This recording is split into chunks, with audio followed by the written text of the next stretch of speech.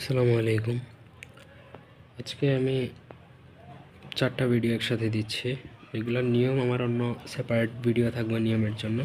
এটা লিঙ্গবানের নকশা, তারপর এটা হচ্ছে বিবাহ বন্ধের, যে কারো বিবাহ ইমার্জেন্সি কীভাবে বন্ধ করবেন।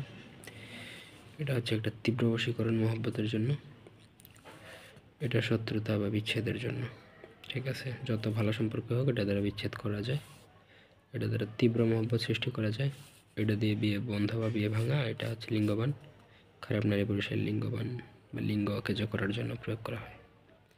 এটার জন্য আপনাকে ভূজপাতা লাগবে, এটাতেও ভূজপাতা মানে 4টা নকশায় প্রয়োগ করতে গেলে আপনার ভূজপত্র প্রয়োজন।